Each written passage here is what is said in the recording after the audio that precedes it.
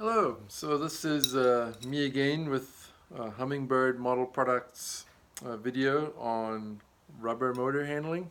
In this case I'm showing you what I promised in the knot tying video, my half tube method for winding rubber motors outside the model. So this method is borrowed from the guys who fly F1G or Coupe and F1B or Wakefield, so the high performance FAI models.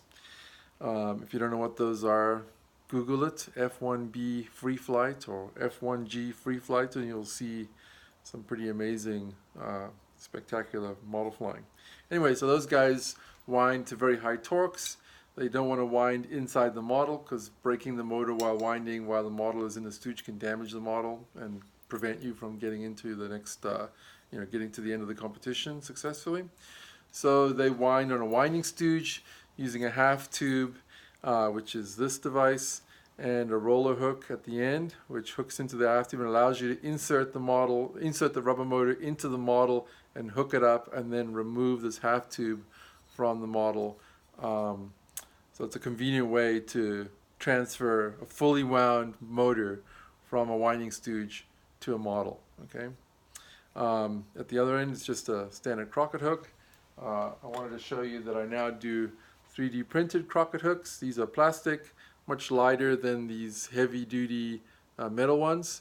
And for small motors like this, where it's only 8 strands, this is plenty strong enough and significantly lighter and also a lot cheaper than a standard Crockett hook. So I can sell you a bag of these for $8 and you get 10 Crockett hooks. Okay. I've not had any of these fail yet, and I think they're more than strong enough. In any case, for now I'm just going to use the one I've already put on here. The way this works is that I insert this roller hook or Piserchio hook into the little slot on the half tube so that it sits there. Okay. In this case, my braided motor for scale model is much longer than the half tube. On F1G and F1B, the motor actually is usually shorter than the half tube, so you actually have to pull it and stretch it to hook it up to the other end. I can't do that until it's actually wound in this case. I'm going to take this and I'm going to put it in my stooge, and I'm going to insert a pin through that hole, okay, so that it'll hold the half tube and the motor into the stooge. In this case, the half tube might fall out. I just pick it up and put it back in when the motor is wound. Right? The most important thing is that the half tube is there to hold the fully wound motor so you can grab it and stick it into the model. Okay. I have a piece of wire here that I'm going to use to put through this end so that it can fit in this little notch here when the motor is wound. Okay. All right. Oh, I should mention, I'll talk about that later. Okay, so putting this in the stooge.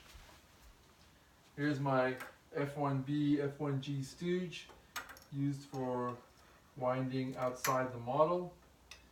Just going to put the stooge pin through the half tube and the roller hook. Right, so it just sits there. Like I said, this half tube can still come off. All right, and I'll just hold it in my hand here because it'll just fall off and make a noise. Okay, and so here now I'm just going to put on, nowhere near full turns, okay, just a few turns on here. Maybe I'll put in 300. 1, 2, 3, 4, 5, 6, 7, 8, 9, 10, 12, 13, 14, 15, 16, 17, 18, 19, 20, 21, 22, 23, 24, 25, 26, 27, 28, 29, 30. So there's 300 turns. Probably the max I could do with this very small winder. I'm going to hook this. I'm going to hook this up to the motor just jumped off my small winder hook there. Hooking the tube up to the roller hook again.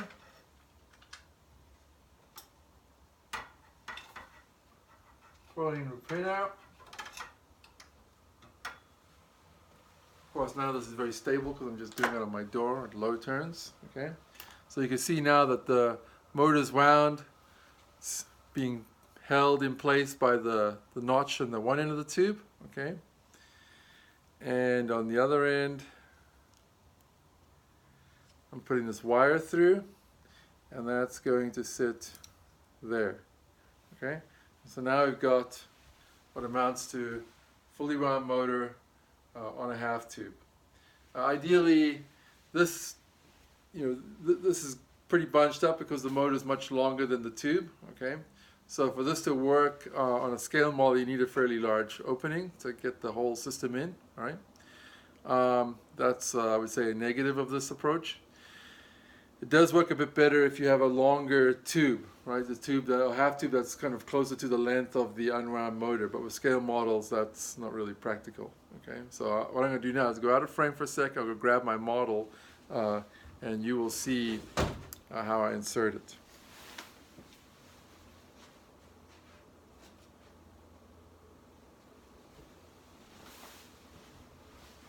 So here's a Cessna CR3. Set that over there. So in this model, the motor anchor is right here. Okay, it's basically a piece of carbon tube. The front end just comes out like that. Okay, bring that aside. And so to load this now, I'm going to install this into the model, and I'll just show you with a piece of carbon tubing how it's going to hook on. So in the model there is a piece of carbon tubing for the rear motor anchor. I'm going to install this holding it sideways like this. Right? It's going to go in. I watch carefully to make sure it makes contact. And then I twist it 90 degrees. And so now it's hooked on. See? I'm going to put that back though, because I need to put it in the model. Okay. So that's how it is, and then I would just pull, once this is hooked onto the rear motor anchor, I just pull the half tube away.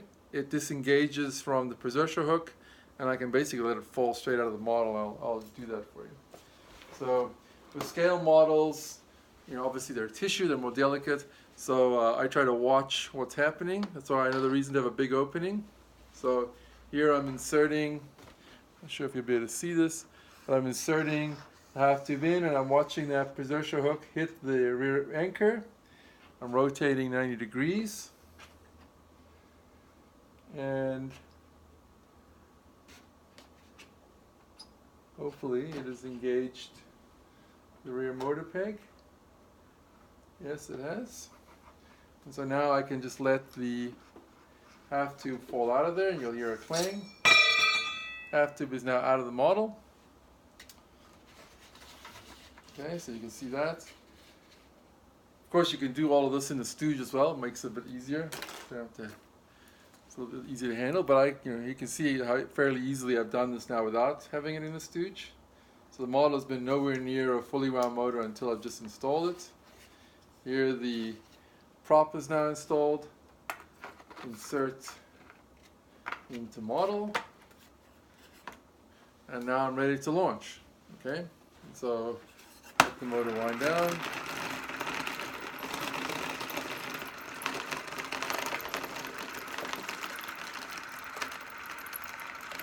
So that's only 300 turns,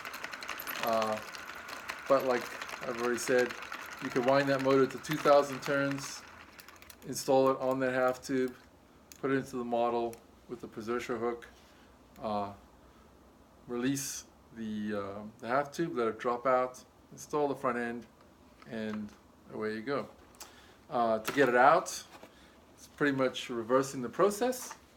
So here you can see, by the way, you can see the use of a braided motor. That motor was much longer, it's much longer than the fuselage. But when a braided motor unwinds, it knots up and holds tension on the motor. And the knots distribute themselves, if you wind it properly, the knots distribute themselves evenly along the braided motor. And it holds some tension on the front end, so it prevents this from falling out and dangling. Okay. So it makes all the difference to flying scale models successfully, braiding motors. It's probably the key trick to making things work. And so actually I can show you with this model. I just remembered I can pop the wing off of this guy. And so you can see how the motor, after unwinding, has distributed the knots very evenly, okay?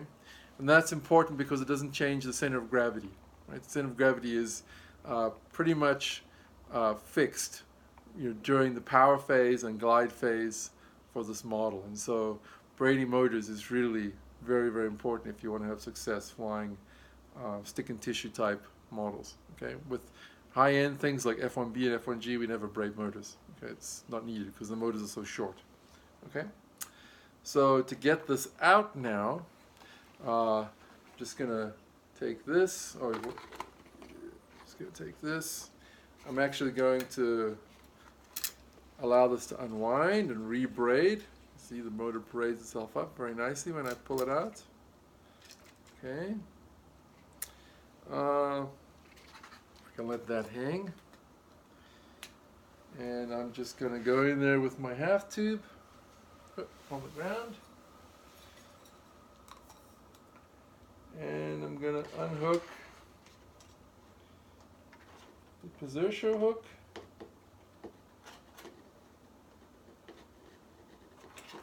Like so. And voila, the whole thing is out and ready for the next flight. So I'll go and wind it again and rinse and repeat, and can fly all day like that and never expose your model to the winding process. So you can wind close to full turns, well away from the model, and if you break a motor, doesn't matter, just go get another motor and try again. Okay, so I think that covers everything I wanted to mention. If you have any questions, let me know. Please subscribe to the channel. I'm going to be posting videos to help people, figure out free flight rubber powered flying now for as long as I'm still able to do it. Okay, have a good one.